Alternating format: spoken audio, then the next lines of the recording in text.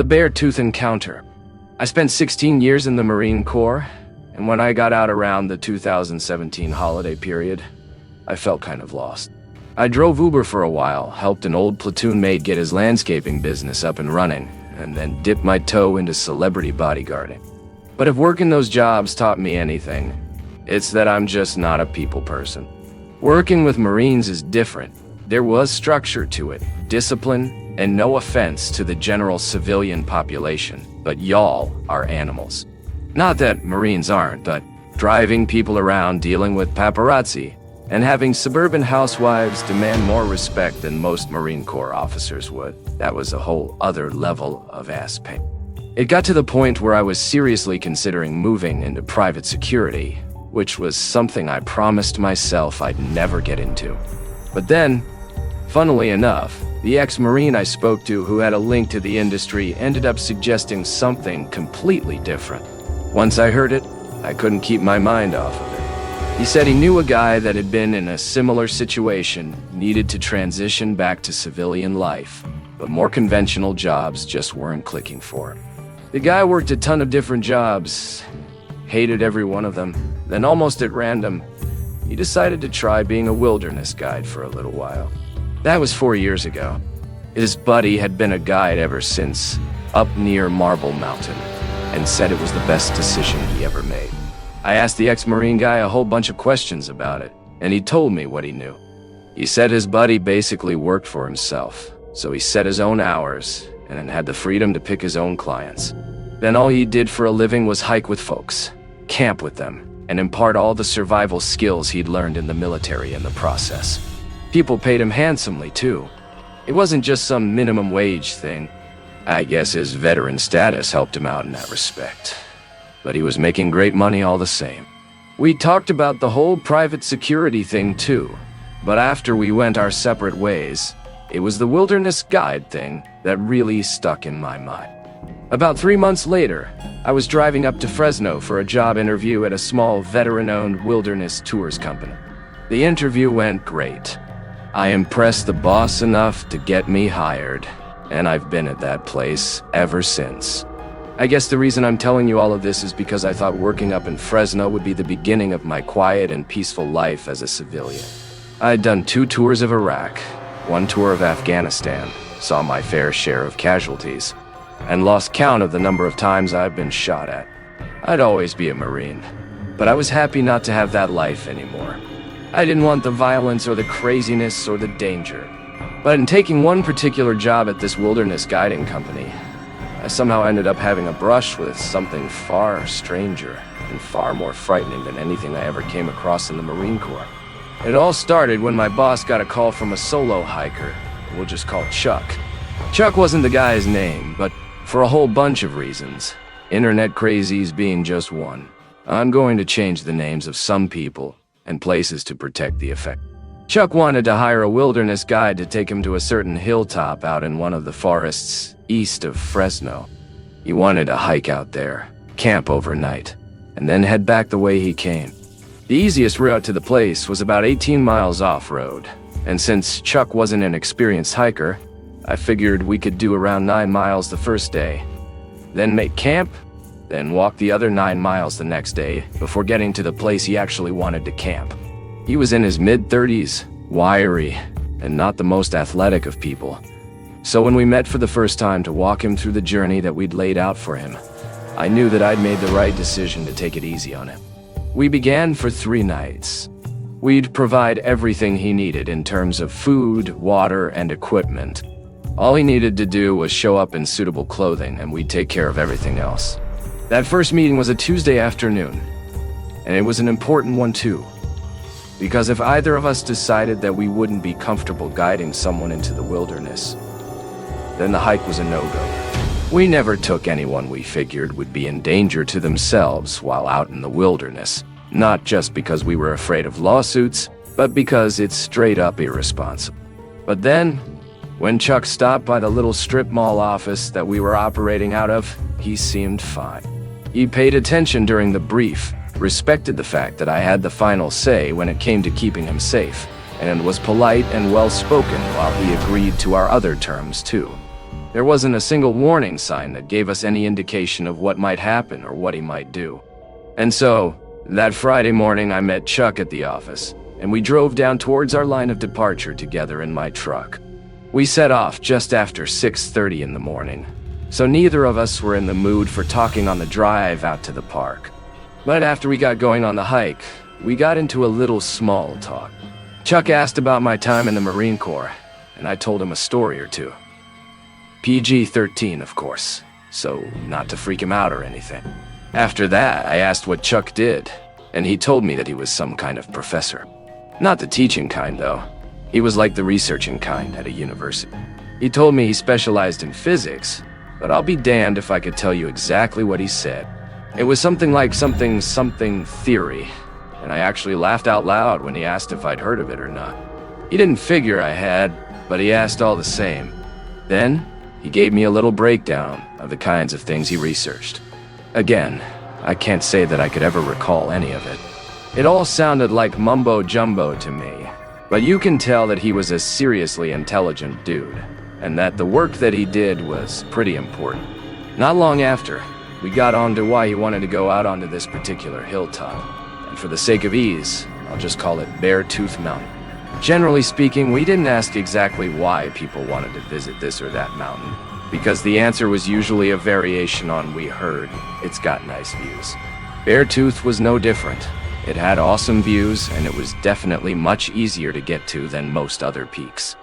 But I guess I just found myself curious if it had some kind of deeper significance to him. I feel like Chuck was open and honest with me right up until we hit that point of the conversation. Because for the first time, I felt like his answer was a little dodgy. He said an uncle used to take him camping out that way when he was a kid, which on the surface sounded like a good enough reason. But if that was me, and I wanted to take my little nephew somewhere camping to introduce him to the great outdoors, Beartooth Mountain is so isolated and such a tough hike that it's just about one of the last places I'd think to take him. Between Stanislaus, Eos Sierra, and COA, the parks and forests around Fresno have got to be home to at least 1,000 different campgrounds, most of which are very family-friendly. So, for the guy's uncle to march him all the way out to Beartooth, I figured that he was either ex-military or verging on abusive. But no, they got along great, and he wasn't any sort of veteran. Chuck just said that he and his family enjoyed the outdoors. Enjoying the outdoors is one thing, but making your kids march out into the deep woods over difficult terrain, that's like survivalist level kind of stuff. And like I said, Chuck didn't strike me as any survivalist. But you see, while I might have been thinking all of that, I'm not dumb or rude enough to just come out and say it. If a client doesn't want me to know why they want to go someplace, and they decide to make something up on the fly to protect their privacy while remaining polite, then what kind of a jerk would that make me to go and pry any further? So the way it went was more like him saying the thing about his uncle, me just being like, cool, all right. And then the topic of conversation just kind of naturally flowed onto other things. Chuck was pretty good company, actually, at least for that first day and night anyway. Like I said earlier, he definitely wasn't used to the physical strain of hiking long distances, but he showed a heck of a lot of character at times. I was in no doubt that we'd hit our 9-mile goal by day's end, and when we did, he was about ready to sleep standing up and was snoring by 9. And that was fine by me. I'd rather get an early night than stay up talking or drinking like some clients want to, and end up paying for it in the morning. So, after dousing the fire and setting up a few bear alarms, I decided to get myself an early night too, thinking that the next day was going to be some more relaxed hiking, but I could not have been more wrong. The next morning, Chuck was awake and ready to roll before I was, which was great. As the day went on, he seemed to get more and more keyed up the closer we got to our destination. He was like a kid in the back seat of a car on the way to Disney World, basically asking me, are we there a half hour or so, until finally we hit the crest of a hill, broke through some trees, and there she was, Beartooth Mountain. Like I said, I've switched up some of the names here to save you any trouble, but Beartooth really did look like a big old bear's tooth. Just this badass looking mountain with a sharply curved, rocky peak. It's common for clients to get excited about arriving at their destination. And if Chuck's story was true, then I understand why he was psyched to be reunited with a place that had all kinds of nostalgia about it for. But to me, that's not how he acted. It was more like a religious thing, like how I imagine a person would act if they saw something sacred. I kind of feel like if that was me, I'd have done a little vocal reminiscing or something, you know. Like, I remember this one time, Uncle Bob said X. Or this reminds me when Uncle Bob did Y. But that whole time, Chuck never once brought up any kind of memory or story from his childhood. I was so curious at that period that I even asked him if any memorable trips came to mind, or if he had any particular treasured memories or anything like that. Not in a confrontational way, just, you know, making conversation. He gave me some wishy-washy answers like, I guess it just feels good to be back. But by then, I could tell something was kind of off. Not so off that I wanted to turn around or anything. Like I said earlier, a client is entitled to their privacy. You know, I just hoped that things wouldn't get any weirder. Boy, they did. I figured Chuck might have a particular place that he wanted to camp. So on the approach, I asked him if he had any place in mind. It turns out he did have a place in mind. A very specific place. And to find it, he pulled out a laminated computer printout that had a bunch of notes written on it, in Sharpie. I could read maps well enough to know that I was looking at Beartooth Mountain and the surrounding area. But then I had no idea what all the notes and stuff said. Some of it looked kind of like math. Other parts looked like some kind of shorthand. And before I could ask what any of it meant, Chuck pointed to a spot on the map that had a colored dot on it. There were a bunch of these colored dots all over the map, maybe 10 or 12 of them, all spread out about a mile or two apart. But Chuck pointed to just one and said that he wanted to camp somewhere around there. I told him I could take him to any spot he wanted, give or take about 50 yards. But I also wanted to know what all the colored dots meant. Chuck replied that they were all places he and his uncle used to camp back when he was a kid. And that was the point that I actually started buying into Chuck's story a little. I got an ex whose kid was real quiet and shy, but very organized and hyper-focused on whatever he was doing. I can't remember if there was a specific name for what he had, but I know that he was probably on the autism spectrum. My point is, I figured Chuck might have been the same way, and that's why he seemed a little off. But once again, I was there in a professional capacity, so to get paid, I just had to get him to Beartooth and get him out again. If it wasn't impacting our safety, then it didn't really matter to me. So I get Chuck to the campsite he wanted. Then, after studying his map a little to make sure that we were in exactly the right place, we set up our tents again, made a campfire, and then made dinner. Once he knew we were in the right place, whatever the hell that meant, Chuck seemed to calm down a little bit. But unlike the first night when he crashed almost straight after dinner, he was still up around sunset when I myself was starting to get drowsy. We just talked till then, and not about anything in particular either. Just this and that. And like I said, he seemed chilled out again. Nothing he did or said gave me any cause for concern. I felt like a new stepdad or something, telling him not to stay up too late, but he said he wanted to enjoy the night sky a little and wouldn't be too tired come sunrise. I said, all right, climbed into my tent, and then went to sleep. A couple of hours later, I woke up to hear the sound of a tent unzipping. I remember sitting up just to make sure that it wasn't my own tent being unzipped, and then realized that the noise must have been coming from Chuck's. Now, I cannot overemphasize how common it is for dudes to wake up in the middle of the night and need to take a leak. So 99 times out of 100, hearing someone's tent opening up after dark is no reason to be concerned. But even so, I called out to Chuck to see if all was good, and he replied that he was fine before saying, "Thanks, man. I know this might sound kind of cheesy or whatever, but the way he said it, it sounded real heartfelt, you know? Like he really appreciated me looking out for him like that." I was half asleep at the time, so I just told him, "No problem, buddy," and then went back to sleep thinking it was nothing more than what it seemed. Nowadays, I think he was thanking me for a whole lot more. The next morning, I woke up, put my boots on, And then the first thing I always do each morning when I'm on a trip like that is check on the client. I never just stick my head into their tent or anything, and I don't unzip their tent if it's zipped up either. I'll just stand outside gently trying to wake them up. I called Chuck's name once, twice, then 3 times, and nothing. Even then, I was starting to worry that Chuck had had some kind of medical emergency, so I kneeled down, unzipped his tent, and opened up the flap to find that it was empty. I'm still trying to rationalize things, so I assumed Chuck had gone for a walk or something. I don't see any boots, so I'm assuming that he's wearing them and that he's off taking an early morning whiz or something. So off I go, searching for Chuck, having to kind of mentally talk myself out of a panic. I circled the camp, calling out his name, but Chuck's nowhere to be found. So I walked a larger circle, calling out a little louder, and that panicked feeling is coming back as more and more time goes by. I keep walking that loop, mentally preparing myself for some kind of emergency, when something catches my eye. And at first, I couldn't quite believe what I was seeing. Or, actually, it was more like I didn't want to believe. Between these 2 trees, about 50 yards down the slope, was a pile of clothes, and it looked like they were sitting on a pair of boots, too. As you can imagine, my first thought that goes through my mind is, Chuck's gone nuts, stripped naked, and then walked off into the woods, which was not something I wanted to have to deal with. Someone going missing. That's bad. Really bad.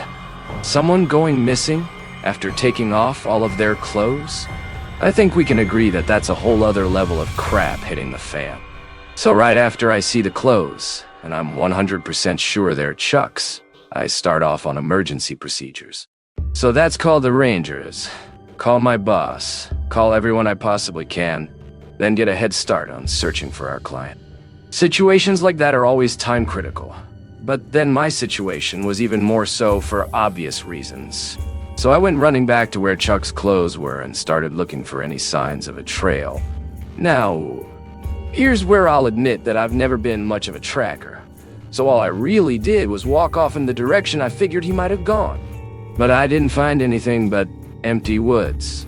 I had to wait until the Rangers showed up before we could cover any real ground. Then, by the time the cops and the search and rescue folks arrived, there was no reason for me to be there anymore. Once I'd given an officer a statement, I felt awful. Having a client go missing like that is the nightmare scenario for any wilderness guide. It's our one job to keep people safe, and when we fail at that one thing, it's like a punch in the gut. I talked to my boss at length about the whole thing, and he gave me a week off to get my head straight. He was closing the office out of respect for Chuck's family, since he was a big part of the volunteer search parties. There was only one other person to take on the workload, so better we just close and help out. I wanted to be there myself, but my boss, being the wise man that he is, told me it would be better if I stayed away and put my faith in the Rangers, the state's INR, and everyone else they had out there looking for Chuck. I was just one guy, and what was one guy versus all kinds of helicopters, sniffer dogs, and specially trained trackers who'd put even force recon guys to shame. I was told over and over again that it wasn't my fault, that I'd done everything right, and that I had nothing to feel guilty of. But then came the day when, even with the cops being so cool and respectful, I could tell people were starting to doubt my innocence. The day the cops came to ask me a few questions, I figured it was just all follow-up stuff or questions they hadn't thought to ask me yet or whatever. But then there came a point during the questioning where I realized that I wasn't being looked upon as an innocent party anymore. I guess the detectives were just eliminating potential suspects, but it was pretty damn chilling knowing that they were considering the possibility that it was me who was to blame for Chuck going missing. I actually said to them at one point, "Look, I'm an open book. I got nothing to hide, and I'll come help with the search effort if you want me to." They acted innocent, like they were only there to ask a few questions and nothing more. But I could tell that they were putting on the good cop routine in hopes that I'd slip up and change my story. That way they could justify focusing on me as their #1 suspect. I told my boss what was happening, or what I thought was happening, and he just told me to sit tight and ride it out. After that, I got pretty much all my info from him directly, and over the weeks that followed, this is what he told me. I was only completely eliminated as a suspect when the cops found no DNA but Chuck's on his abandoned clothes, which suggested that he just got up in the early hours of the morning, walked down the hilltop a little, and then walked off into the woods before taking off all of his clothes. The search and rescue tracker dogs followed his scent trail to a shallow stream, then lost it, suggesting that he washed himself in the water for some reason. Some suggested this was deliberate, as in he knew it would confuse the tracker dogs when it came time to look for him. But that made it seem like Chuck was in his right mind when he was walking off through the woods without a stitch of clothing on him. To the likes of me and my boss, Chuck must have totally lost his mind if he thought that he could do something like that and not be in real danger. I asked my boss if the cops must have known something that we didn't about Chuck's state of mind. He said he had no idea.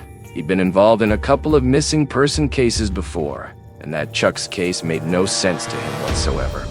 In the other two cases, the person was found safe and fine within 24 hours, and both involved hikers who got a little too confident after wandering off the trails. People figured that the same thing would happen with Chuck, as without any suitable shoes. There's no way that he couldn't have gotten so far that the search teams wouldn't pick him up. But that's the thing. No one found a single trace of him anywhere in the surrounding area. It was like he just dropped off the face of the earth. After a few weeks, the search was called off. And although California's Park Service promised that they'd continue to keep an eye out for him, people eventually just accepted that Chuck was gone. I tried to move on. I tried to just file it away with all the other bullcrap I filed away over the years. But all the unanswered questions almost drove me crazy. I got a lot of closure with the stuff that I went through in the Marine Corps. And at least before I separated, the top brass were pouring a ton of money into counseling, psychologists, and all kinds of things to fix the mental wounds, not just the physical ones. But that whole process of reconciling what's happened to you, that's all way easier when you have some actual answers. X was in a certain place, and then Y happened, and Z was the result. But with the Chuck thing, nothing made sense. There were no answers. His disappearance was never solved, and thinking about it caused me a hell of a lot of grief for a long, long time. And on top of that, Chuck's not the only person who's gone missing in that area of the forest. There have been a bunch of unexplained disappearances in that area, and sometimes I can't help but wonder if they're somehow connected to the Cathedral of Broken Dreams, Chuck's. For the longest time, my best friend since childhood was obsessed with northern British Columbia up in Canada. I guess to some people that might sound like an odd place to become fixated on, but once I saw some of the pictures on our Instagram feed posted by hiking influencers who often visited the region, I started to understand why northern BC is one of the most beautiful places in the entire world. Although Lana, my BFF, wasn't like an active hiker or anything, she fell in love with the place. She said it was one of her dreams to visit Atlan Provincial Park, and all because of this mountain that they called the Cathedral. Just below the peak, there's a strip of flat land with a small lake on it that turns piercing blue in the summer, and Lana was just totally obsessed with it. She had one photo of it as her phone background for months on end, and then when she finally switched it up for another, it was yet another picture of the cathedral. The last straw was when she started saying things like, "It sucks, I'll never get to visit it. I don't have anyone to go with." I guess I just wanted to be that kind of friend that helped her dreams come true. So I started looking into how to get there. I found out that we could catch a seaplane to a place called Peggy's Island, and from there, a wilderness tourist company could take us all the way over to the foothills of the cathedral by boat. After that, it was really just a case of climbing the cathedral slopes, which apparently weren't all that steep. And then there would be, at my best friend's #1 favorite location on Earth, and a place she thought she'd never ever see. I figured if I planned the whole thing in secret, told her to expect a weekend vacation to Cancun around the date of her 29th birthday, and then actually pulled the whole thing off, I'd be the greatest friend in the history of friends. It took a load of saving and planning, but eventually, I was able to spring the surprise on her. For months, I'd been telling her that we were headed down to Mexico for a few days in the sun. which is how I made sure that she had a valid passport without alerting her to my real plan. It took us a while to get up to the flat part of the mountain. We'd been going hiking together in the run-up to the trip, putting Lana through some unexpected mountain climbing training. But even with all we'd done, hiking up the cathedral was tough. We were spent by the time we reached the flat section that we'd seen so many times on Instagram. But when we did, it was every bit as magical as in the pictures. This meant each of us got very emotional. Charles just watched on with a smile, letting us have a little moment together. And then at some point, I looked over to see him talking into his radio. Charles had been checking in with the tour center every so often the whole time that we'd been out, so seeing him talking into his radio wasn't unusual or concerning in the slightest. Lana and I carried on doing our thing, taking pictures and videos, etc. Until suddenly Charles called out that we had to end the trip prematurely. I remember turning around to see him looking kind of anxious before asking why exactly we needed to cut things short. We'd agreed to climb a little more of the mountain so we could get some more shots of the views on the other side. So as much as we were happy to be up there, we felt a little shortchanged that our guide was suddenly calling time on the proceedings. I remember asking why we needed to head back early, and I'm being 100% honest when I say that if he'd given any kind of half-decent answer, I would have complied without complaint. But when I asked why, all Charles said in a very uncharacteristically rude way was, "Don't question my decisions." I guess that on paper, that sounds fine, and that maybe some kind of unforeseen problem had arisen. But I literally cannot overemphasize how much "don't question my decision" sounded like, because I said so. I asked again why we needed to head back early and was almost stunned into silence when the same man who'd been Prince Charming just 24 hours previously suddenly became incredibly rude and abrupt. And not just rude. This might be hard to describe, but Charles almost seemed scared, and scared in a way that he was trying to mask it with bravado. This led me to keep asking him why we had to leave early, because naturally, if we were facing any kind of real danger, like a storm or something similar, then we wanted to know about it. We'd also paid for a whole day's worth of our tour guide time, so we wanted to know if we'd be getting a partial refund or something to that effect. I guess this makes us sound like total Karens in a way, but I swear to God if Charles had just said something like, "Okay ladies, we got a sudden storm front heading in, so we just need to conclude this tour a little earlier than expected," we both would have been like, "Okay, no problem, let's go." But we felt like we were being kept in the dark by a guy whose sudden turn in behavior was deeply alarming, and that just didn't sit right with me at all. Eventually, Charles said, "F this," turned around, and then started walking off towards the trail, which led back down the mountain. But he didn't just wander off either. It looked like he was walking off as fast as he possibly could, and considering he was a tall, fit guy and experienced hiker, it wasn't long before he put a very worrying amount of distance between Lana and I, who by that point had no choice but to follow quick. We kept yelling for him, calling out Charles' name, and begging him to wait up so we could catch up to him. But he didn't stop. He didn't turn around. He just kept on walking down the mountainside, putting more and more distance between us as time went by. It got to the point where Lana and I thought that he was going to leave us behind, and all we had with us was our bags with a little bit of water, some snacks, and some waterproof material. We had no maps, no compass, nothing to tell us where we were exactly or which direction we were going. So if Charles actually left us there alone, we would be in a lot of trouble. It was Lana who first suggested that he might just leave us there and drive off in the boat, and when she did, we both went into full panic mode. We started screaming, like full-on screaming, for Charles, begging him to wait for us and not leave us behind. And then finally, he stopped. But he didn't just stop dead on the trail, and he didn't start walking back up towards us either. He just started pacing back and forth and talking to himself. And I say talking to himself, but it was more like he walked in a circle, fists clenched, and every so often he'd yell something that either we could or couldn't understand. As we got closer, he started yelling things at us in the same sort of way. Like he was literally so furious that you could only make out every other thing he was saying. I managed to catch things like, always got to have things your way, and never think about anyone but yourselves. But the rest was pretty much garbled yells.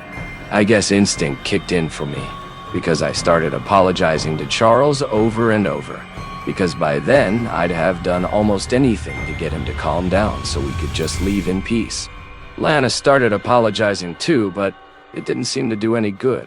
He just kept pacing around and yelling about how we needed to listen, how no one ever listens to him, and how was he supposed to act when no one listened to him. It was only then that it occurred to me that something else was going on. There wasn't an emergency, or at least, there didn't seem to be one if Charles was content to just stop on the trail like that. But then something had definitely happened to make him start acting that way. And the change seemed to occur after he talked into his radio for a minute. I still had no idea how the two things were connected, as in, like, what was said that made him go crazy.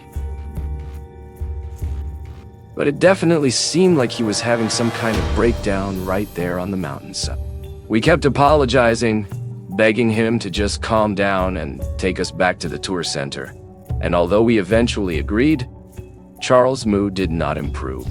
He yelled at us to follow him and not fall behind, and then he marched off again at the same speed that he had previously. Luckily, we were much closer to where the boat was parked, so we didn't fall too far behind and were able to make it to the shore just as he was starting up the boat.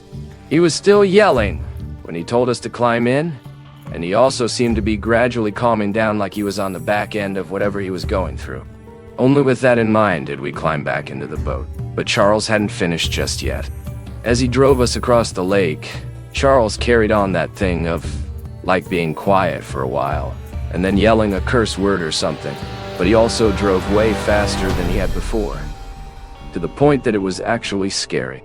Lana and I kept yelling, slowed down, and at first, he just yelled stuff back that was drowned out by the sound of the engine and the water.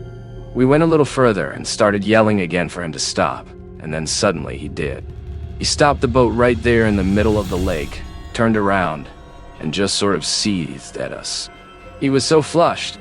His whole face was pink, his fists were clenched, and I swear I've never seen anyone's eyes go so wide in my whole life.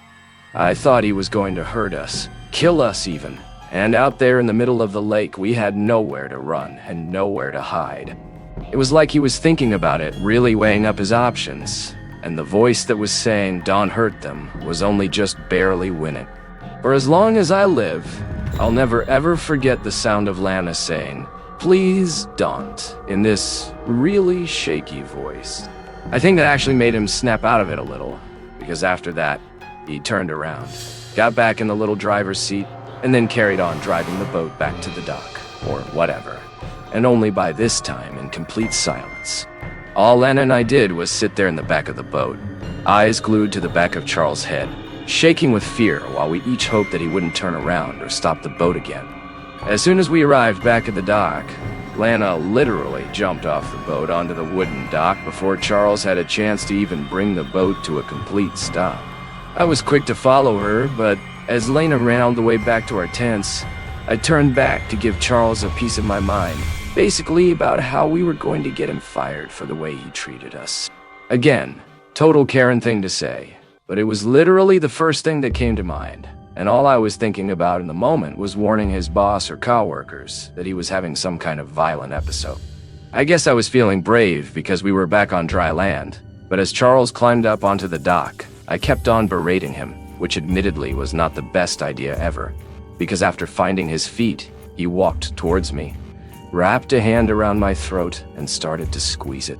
It was probably the single scariest moment of my entire life. Seeing those wild eyes come back again, knowing that he could crush my neck if he wanted to. And worst of all, I felt like an idiot. I should have run back to the tent with Lana, or straight to the tour center to warn Charles' coworkers, and I paid for it by getting choked so hard that I thought I was going to die. Luckily though, people had already heard me yelling at Charles and were coming out to see what was going on. The guy must have heard them too, because I saw him glance over his shoulder for just a split second, which was all I needed to throw a wild punch at his stomach to break free. Once I was free, I ran for the tent, and when Lana and I were inside, we locked ourselves in and waited until it was safe to leave. Charles left soon after. We never heard from him again.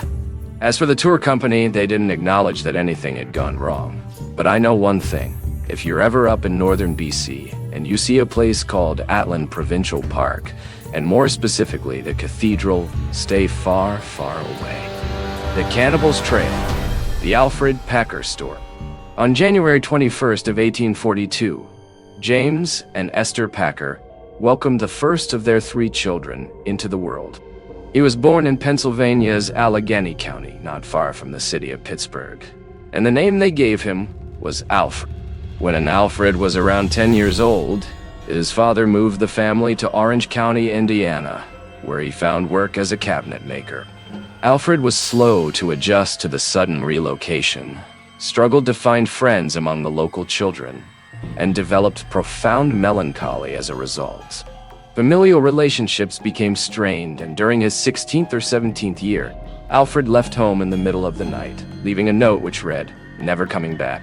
He rode to Minnesota and worked as a shoemaker for a few years, but in April of 1861, the eruption of the fiery Civil War would forever alter Alfred's fate. He enlisted in the Union Army during April of the following year and was assigned to Company F of the 16th Infantry Regiment, but was eventually discharged after just 2 years of service following a diagnosis of epilepsy. Alfred then traveled west in the hopes of finding his fortune and held a variety of jobs such as hunter, ranch hand, and wagon teamster.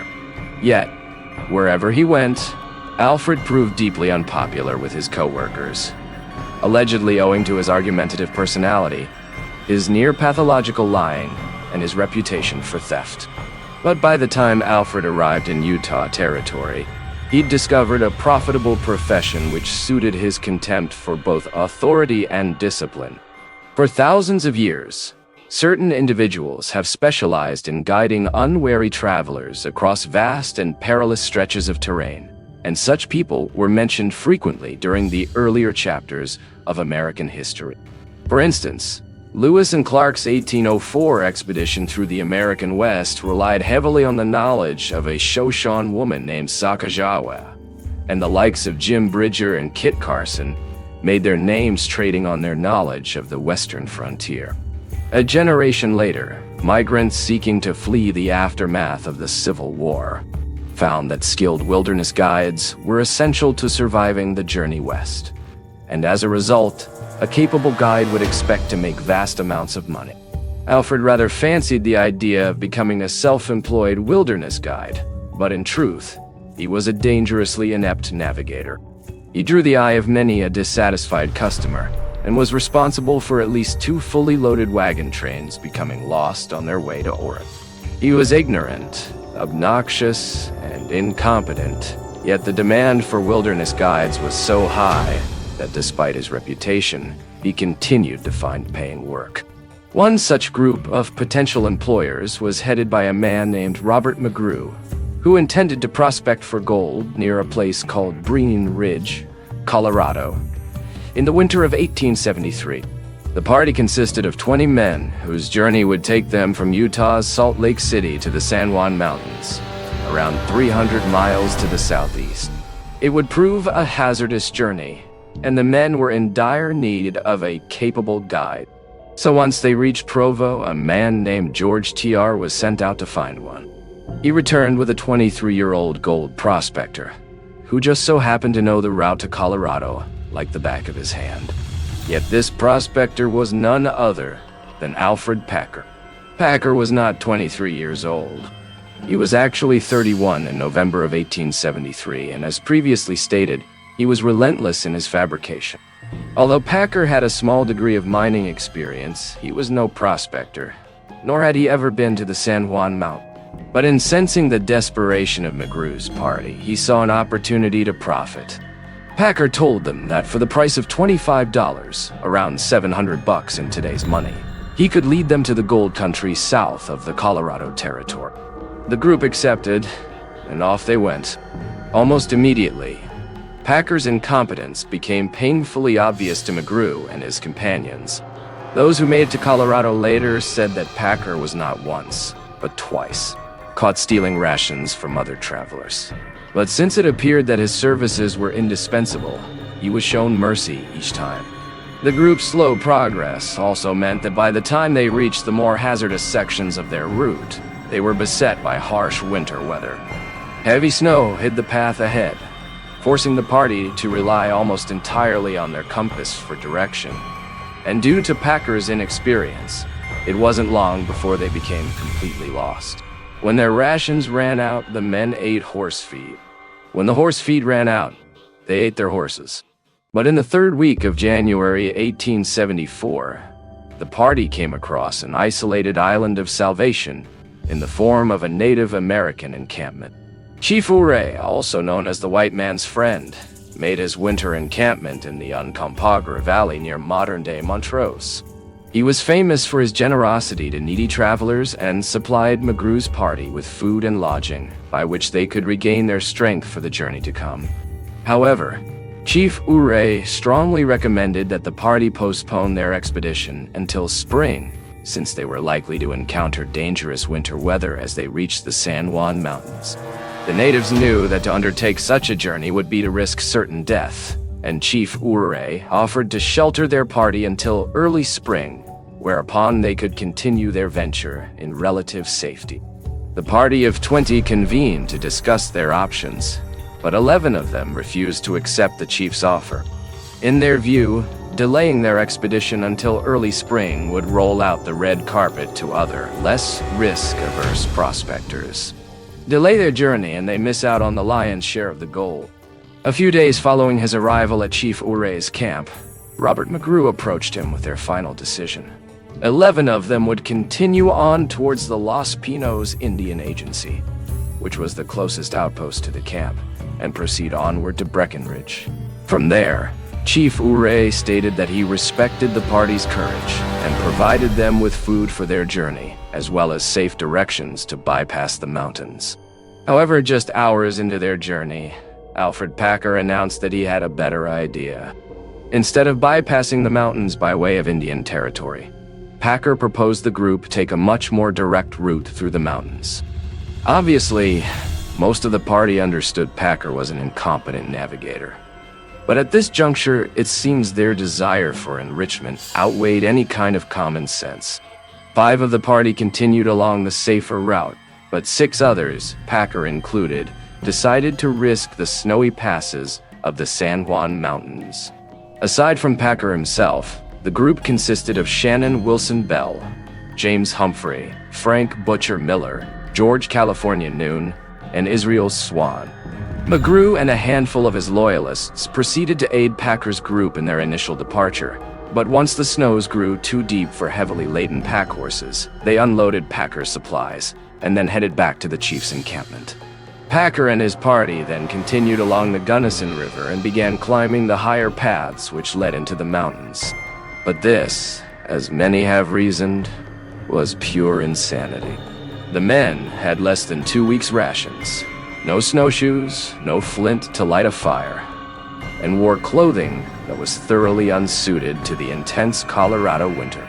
Finally, on April 16th of 1874, a full 65 days following the departure of Packer's party, a lone figure stumbled out of the woods near modern-day Saguache, Colorado. As they sat eating breakfast, a group of Ute tribesmen spotted the man limping towards them. He carried with him a rifle, a knife, a steel coffee pot, and a satchel. When they rode out to meet him, they found a man on the verge of total starvation. It was Alfred Packer, who had somehow survived the journey into the mountains. The men sat him down at the table and gave him some food, but upon attempting to chew and swallow it, Packer promptly vomited. The tribesmen feared that Packer was ill with some kind of infectious disease, but he assured them that his condition was the result of prolonged starvation, and he was of no danger. The tribesmen then asked Packer what had happened to lead him to starvation, and this is what he told them. Packer explained that he had been hired by 5 prospectors to guide them to Breckenridge. However, during the course of their journey, he began to suffer a terrible bout of snow blindness and began to lag behind. Packer then claimed that when it was clear that he could not continue, his employers abandoned him, leaving him with nothing but a rifle, a few rounds of ammunition, and 2 cans of preserves. From then on, he had been forced to find his way back to civilization alone, and after exhausting his meager rations, had eaten roots, rosebuds, and even the leather of his own shoes to escape death by starvation. It made for one hell of a story, and most who heard it displayed a great deal of sympathy for the haggard-looking wanderer.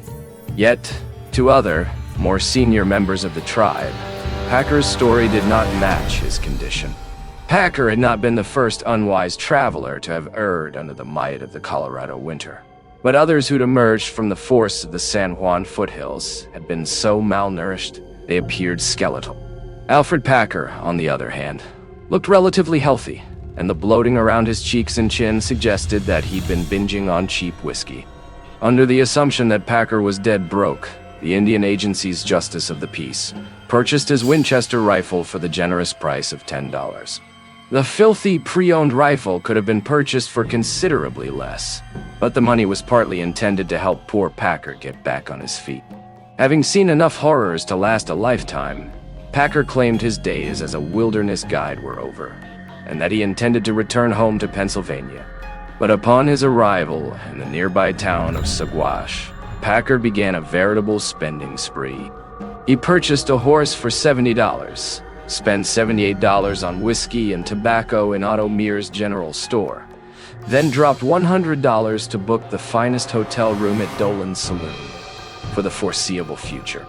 The amount of money Packer spent is the equivalent of thousands upon thousands of dollars today, which raised the question, just where exactly did an apparently destitute man get so much money? Packer remained in search, spending like a sailor in Dolan's Saloon, until one day, 3 men walked through its swing doors. Packer recognized them in an instant. It was Preston Nutter, one of the 9 men who had chosen to winter at Chief Urey's camp, rather than face certain death on the trail to the San Juan Mountains. Behind him stood 2 other members of Robert McGrew's original party. Nutter approached Packer at his table and asked where the other members of his group were. Packer recounted his story of abandonment, but Nutter was skeptical. It would have been extremely unwise for men so unfamiliar with the region to have abandoned their only guide, even if they did display signs of incompetence. Sure, the men had been foolhardy to try and brave the Colorado winter, but they were not insane. Nutter also found it odd that Packer was given one of only 2 rifles the group had been in possession of, even though he was already armed with a revolver. Yet the final straw came when Nutter noticed a skinning knife hanging from Packer's belt. It was a knife belonging to a man named Frank Butcher Miller, one of the 5 party members who had accompanied Packer on their final leg of the journey. When Nutter asked how Packer had come to be in possession of it, he claimed that Miller had simply stuck it in a tree and walked off without it. Packer then claimed that after asking Miller if he wanted the knife, he was told he could have it. But Nutter didn't believe a word. He had spent enough time with Frank Butcher Miller to know that he prided himself on his ability to cleanly and efficiently butcher an animal. He had carried that same skinning knife with him on hundreds of hunts, and to say it was a precious possession would be a... Nutter knew something was wrong, terribly wrong, and in the face of Packer's obvious deceptions, he became irate. He was said to have lunged at Packer, demanding he speak the truth. Since he was quite visibly the aggressor, he was tossed out of Dolan's Saloon, then barred from entry until the week's end.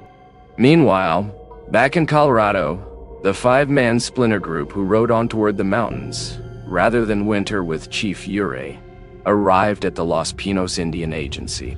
They were greeted by the agency's administrator, General Charles Adams, who told them he'd already met with a man named Packer, who claimed to have been abandoned by his fellow trapper. Oliver Len Heiser, who headed the 5-man group that did not contain Packer, claimed this was impossible. The prospectors Packer had been riding with were good, decent men who would have never abandoned one of their number, no matter how much of a burden they were. Suspecting some kind of foul play, knowing Packer to be a compulsive liar, 𝗧𝗵𝗲𝗁 convinced General Adams to have Packer arrested. But the general himself chose a far shrewder course of action. Adams sent a trio of soldiers out looking for Alfred Packer, but after finding him in Swatch, they didn't simply put him in cuffs. The lead soldier initially consoled Packer regarding his recent tribulations and complimented him on the survival skills it must have taken to make it down from the mountains alive. Packer was accustomed to such treatment by that point and welcomed it graciously. The soldier then informed Packer that they wished to hire him at a very generous rate to help recover the missing members of his party. Packer seemed reluctant at first, but following a reminder that proving his innocence to the authorities was a far superior option than vigilante townsfolk assuming his guilt, he agreed to join the search party. When he arrived back at the agency, Packer was immediately brought before General Adams, who had allowed 𝗧𝗵𝗲𝗁's party to witness his questioning. Adams demanded an explanation for the conflicting stories, but an indignant Packer repeated his claim that he had been abandoned while snowblind and professed deep surprise upon learning his fellow travelers were missing. Adams then questioned him regarding his suave spending habits, but Packer defended himself by claiming the money was a loan from a sympathetic citizen. Upon hearing this, General Adams dispatched another group of riders to Swatch, who learned that not only had Packer not received any loan, but he'd been spotted with several different wallets during his stay in town. Following the riders' return and confirmation that Packer was lying, General Adams and 𝗧𝗵𝗁's party began to discuss what should be done. Yet, as they debated, the arrival of two Ute tribesmen prompted an uproar in the camp. The two tribesmen had been hunting just a few miles from the Indian agency, and after reaching the crest of a hill, had come across strips of dried human flesh. They'd found it lying on a rock, and nearby was the exact same trail Alfred Packer had used during his march for survival. When confronted with the strips of flesh, Packer appeared to break down completely and began begging General Adams for mercy. He then promised to make a full and frank confession, after reportedly stating it would not be the first time that people have been obliged to eat each other when they were hungry. Packer claimed that after his party ran out of food, they began, and I quote, eyeing each other in a most unsettling manner. A few days after this dreadful leering commenced, Packer claimed he left camp to gather dry firewood and returned to find 4 of his traveling companions standing around the lifeless body of the 5th, Israel Swan.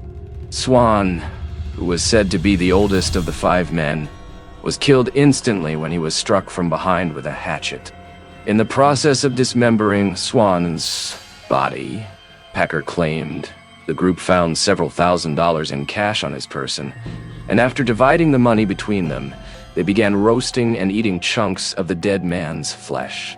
The men ate well that night.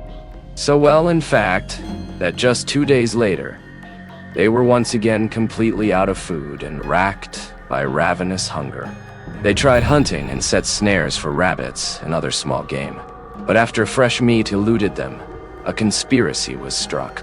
Since Frank Butcher Miller still had a great deal of fat on him, Packer claimed Shannon Bell, James Humphrey, and George Noon convinced him that it was the butcher's turn to be carved up. He too was murdered with a single hatchet blow to the skull, ambushed while stooping to pick up firewood. It was then that Alfred Packer acquired the butcher's skinning knife, fastening it to his belt before he feasted on its owner's still warm cadaver. Packer then claimed that as the 4 remaining travelers pushed on toward Los Pinos, they became lost in a blizzard. Once again, they became ravenously hungry, and this time, it was James Humphrey's turn to be ambushed, butchered, and consumed. Packer added that George Noon was murdered before Humphrey's corpse had even been stripped of its meat. The killing was wanting now. They had a taste for human flesh. Once the blizzard had cleared, Packer and Shannon Bell continued their journey toward Los Pinos. They agreed never to speak of their ghastly hunger, nor the manner in which it was sated. They would say that their companions died of exposure and that each was afforded a Christian burial. Packer also claimed that being the only 2 survivors of the 5-man party, he and Bell made a pact that neither man would murder or consume the other. According to Packer, it took just days for this pact to unravel. After 3 more days of trudging through the mountains, frostbitten and exhausted, Packer claimed he and Bell set up camp next to a lake near a large grove of hemlock trees. The two men managed to light a fire, but after a few hours of lying under their blankets and trying not to freeze, Shannon Bell went berserk. Packer claimed Bell threw off his blankets, screaming that he couldn't take it anymore. Then, after snatching up his rifle, he lunged at Packer and attempted to bash in his skull. Packer described how he deflected the blow before striking Bell in the head with the hatchet. Then, fearing that he might starve to death before reaching civilization, Packer cannibalized Bell's corpse and continued on his journey with the dead men's accumulated wealth. Following another day's walking, Packer claimed he mounted the crest of a hill. Upon spotting the Los Pinos Indian Agency in the distance, he threw away the remaining strips of human flesh, but admitted that he did so with, quote, a fair degree of hesitation. After listening to Packer's version of events in full, General Adams called for a discussion of the matter between the surviving prospectors and agency officers. The prospectors stated they didn't believe a word of Packer's story and asked the general to aid them in the formation of a search party so that the truth might be uncovered. With agency clerk 𝗧𝗵𝗲𝗀 at the lead, the 5 Utah prospectors followed a handful of agency officers for 50 miles across the hills, ironically with Packer acting as their guide. Then, after 2 weeks of searching the snowdrifts near Lake Fork, Packer announced that he was lost, forcing a frustrated Lauder to order the return to the agency. However, at some point during the journey back, Packer armed himself with a knife and attempted to murder Herman Lauder. Fortunately, Lauder was able to defend himself, and after the other members of the search party restrained him, Packer was arrested. The failed attempt snuffed out any and all doubt that Packer was an innocent man, and General Adams ordered his immediate transportation to the jailhouse in Saguache. During this period of detention, Packer changed his story. He now claimed that after days of hiking with virtually nothing to eat, Israel Swan could go no further. They found a pine-shaded gulch next to a lake and set up camp. A short time after this, Packer asserted that Swan passed away from a combination of hunger and exposure. The following is an extract from his signed confession. Old Man Swan died first and was eaten by the other 5 persons. About 10 days out of camp, 4 or 5 days afterwards, Humph died and was also eaten. Sometimes afterwards, while I was carrying wood, the butcher was killed, as the other 2 told me, accidentally, and he was also eaten. Bell shot California with Swan's gun, and I killed Bell. I covered up the remains and took a large piece of his meat along and traveled 14 days into the agency. Bell wanted to kill me with his rifle, struck a tree, and broke his gun. Yet while he was in jail, observers challenged his credibility and noted that Packer, far from being a victim of cold or starvation, had set some kind of diabolical trap. Finally, in August of 1874, an illustrator from Harper's Weekly was hiking near a place known as 𝗧𝗵𝗲𝗀𝗀 Pass, just 2 miles southeast of Lake City, Colorado. Upon spotting a pine-shaded gulch surrounded by hemlock trees, John A. Randolph believed he'd happened to cross a prime spot to rest. But as he got closer, he made a horrifying discovery. 5 rotting corpses lay strewn around the gulch. Randolph made a quick sketch of the scene, then rushed to alert the sheriff in nearby Lake City, who now, naturally, was only too happy to receive news of the discovery. There was just one problem. From its description, the gulch was the site of the final confrontation between Packer and Shannon Bell. But according to his story, Packer and Bell were alone, in which case, how had the bodies of the murdered and cannibalized men all come to rest in the same spot? The Lake City sheriff rode out to what became known as Dead Man's Gulch, with around 24 volunteers. The scene that greeted them was the stuff of nightmares. One deputy noted that, and I quote, "It appeared as if extreme violence had befallen the men. Frank Miller and Israel Swan's bodies were little more than skeletons, with almost every strip of flesh having been carved from their bones. The bodies of James Humphrey and George Noon lay rotting and flayed, with their legs having been butchered entirely. Both had received blows to the head, with the shape of the wounds indicating a hatchet had been used to dispatch them. Shannon Bell lay with his arms to his sides, his hands skinned, with skeletal legs splayed out beneath him. Someone had smashed open the top of his skull and removed his brain entirely. No attempt had been made to consume bone marrow, nor had any of the men's organs been consumed. Packer had simply gone from man to man, stripping the soft, sweet, nutrient-rich muscle from their bones before eating it.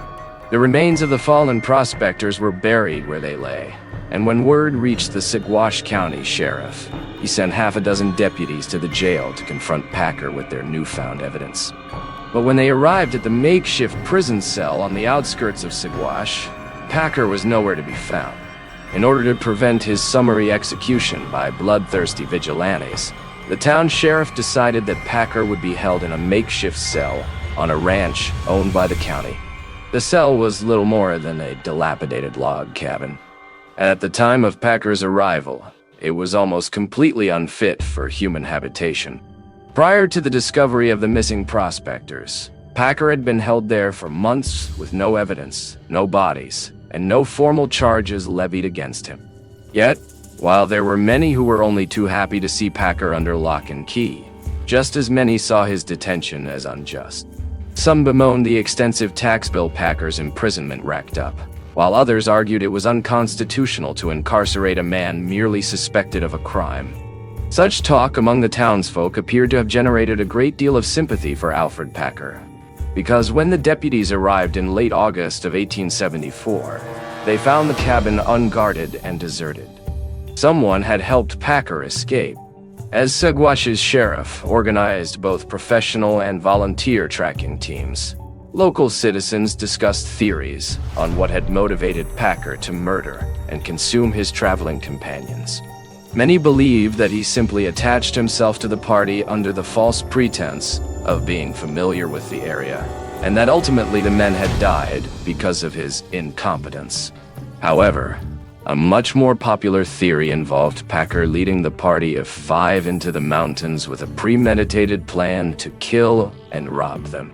Preston Nutter and Oliver Eisenheiser were highly vocal in their condemnations of Packer, and did their best to persuade the 𝗥𝗏 townsfolk that the deaths were not some kind of tragic accident. Nor was Packer a man of fortitude who had simply done what was necessary to survive. Yet, surprisingly, the details of Packer's cannibalism were not the primary issue. By the late 19th century, the American public was familiar with the tragic tale of the doomed Donner Party. Delayed by a multitude of mishaps, the Donners spent the winter of 1846 snowbound in the Sierra Nevada mountain range. Some of the migrants resorted to cannibalism to survive, mainly eating the bodies of those who had succumbed to starvation, sickness, or extreme cold. But in one case, 2 Native American guides were deliberately murdered for this purpose.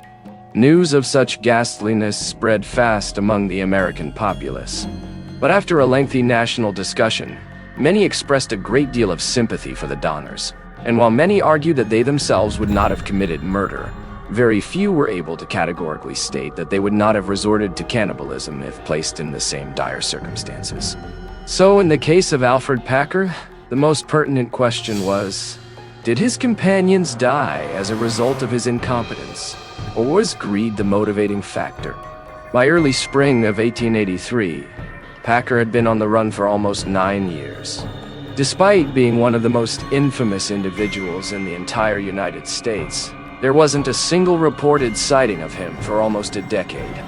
That all changed when a man named 𝗥𝗲𝗿 arrived in the Wyoming state capital of Cheyenne. 𝗥𝗲𝗿 was a traveling salesman who roamed from town to town plying his trade from the back of a wagon. But 𝗥𝗲𝗿 also happened to have been one of the original members of Robert McGrew's prospecting party, who wintered at Chief Ear's camp during the winter of 1874. 𝗥𝗲𝗿's wagon pulled into Cheyenne in early March of 1883, and on Sunday, the 11th, he and several other traders set up along the thoroughfare to do business with local townsfolk. 𝗥𝗲𝗿 served dozens of customers that morning, many of whom were headed home from church. But when one man stepped up to his wagon and sought to peruse his goods, 𝗥𝗲𝗿 found his face to be curiously familiar. "Don't I know you?" 𝗥𝗲𝗿 asked. The stranger returned his gaze, revealing piercing blue eyes that Frenchie was certain he'd seen before. "No, sir," he replied. "What's your name?" Frenchie asked, studying the man's rough dark goatee and how his shoulder-length hair was slick with pomade. "John 𝗧𝗏𝗂𝗃," the man replied, clearly irritated by Frenchie's incessant inquiries.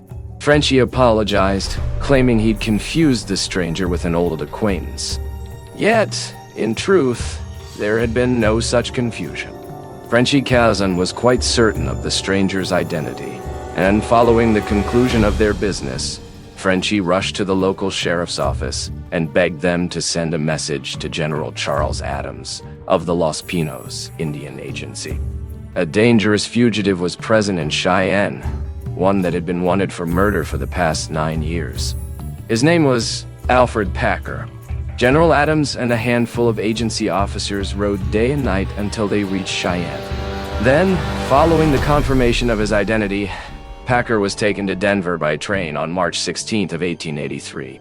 Packer explained that he'd only escaped from Saguache due to his fear of imminent vigilante justice and expressed a desire to give a second, much more truthful account of how he survived his ordeal in the San Juan Mountains. Instead of claiming that the men were gradually eaten as they died off one by one, Packer now claimed that Bell had killed the others after ordering him to collect firewood. Packer departed in the morning, then returned in the late evening. According to the second of his signed confessions, this is what he found. "I found Bell, who acted crazy in the morning, sitting near the fire roasting a piece of meat, which he had cut from the leg of Miller. His skull was crushed in with the hatchet. The other 3 were lying near the fire. They were cut in the forehead with a hatchet. Some had 2 or 3 cuts. I got closer to the fire, and when Bell saw me, he got up with his hatchet and charged toward me." Packer claimed he then dropped the revolver in a patch of deep snow and lost sight of it. After that, he constructed a crude shelter out of stray logs and then hunkered down to wait out a heavy storm. He claimed days went by, his hunger growing ever more intense, until finally he could bear it no longer. He tried to get away every day, but could not. Packer said, "So I lived off the flesh of these men for almost 60 days. General Adams then asked Packer why he hadn't told the truth during his first confession. "I was excited," Packer reportedly replied. "I wanted to say something, and the story as I told it came first to my mind." Finally, on April 6th of 1883, Packer pled not guilty at the opening of his trial in Lake City, Colorado. The prosecution claimed that the only logical explanation for Packer's actions was that the killings were premeditated, while the defense argued against him being a murderer and claimed cannibalism was essential to survival. After 7 days of testimonies and examinations, he was found guilty of premeditated murder and sentenced to death by hanging. He was eventually spared the death penalty due to an illegal technicality. He might have cheated death a second time, but he was still legally culpable for the deaths of his traveling companions. A second trial was held in Gunnison, Colorado, in June of 1886. Only this time, Packer was found guilty on 5 counts of voluntary manslaughter and sentenced to 40 years in prison. At the time, Packer's 40-year sentence constituted the longest custodial sentence ever handed down in the United States, and it stunned the American public. He was encouraged to lodge multiple appeals and sent letters to national newspapers, claiming that he had been, and I quote, "unjustly convicted by an unfair and unsympathetic judicial system, and by the ignorant conclusions and judgments of small-minded people." Eventually, on February 8th of 1901, Packer was paroled after serving 18 years of his 40-year sentence. Upon his release, he expressed a huge amount of gratitude towards a woman named Polly Pry. Polly Pry was the pen name of Lionel O'Brien, an ambitious young reporter with the Denver Post.